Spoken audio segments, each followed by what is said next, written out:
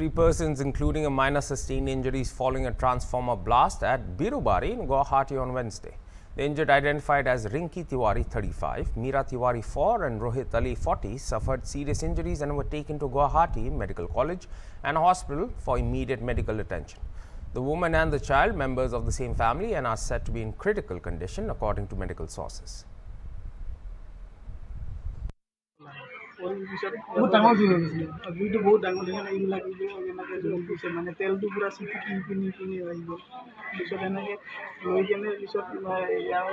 লৈ কেনে হস্পিটেলত লৈ গ'ল GMC পুলিচৰ গাড়ী আমাৰ ইয়াতে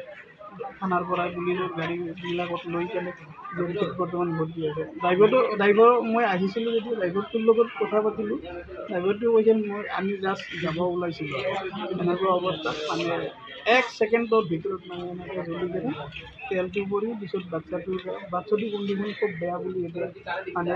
মই নাজানিও যদিও মই এনেই দেখিছোঁ কিন্তু এনে খবৰ পোৱা মতে সিহঁতৰ পৰা কণ্ডিশ্যনটো অলপ বেয়া বহুত বেছিকৈ জ্বলি গৈছে বহুত বেছি মোৰ ভনী জয়টোৰ নাম হ'ল ৰহিত আলী মোৰ ৱাইফৰ নাম হ'ল ৰিংকি তিৱাৰী মোৰ মাজু ল'ৰাটোৰ নাম হ'ল নিশান তিৱাৰী সৰু ছোৱালীটোৰ নাম হ'ল মীৰা তিৱাৰী তেওঁলোকে 4 তাৰিখ গোটেই জ্বলিছে 4জন পুৰা জ্বলিছে হয় সৰু ল'ৰাকেইটাৰ বয়স কিমান আছিলে সৰুটোৰ 7 বছৰত সোমাইছিলে আৰু সৰু ছোৱালীটো আপোনাৰ 5 বছৰত সোমাইছিলে তাতে মই খালি চিটিত পৰিছোঁ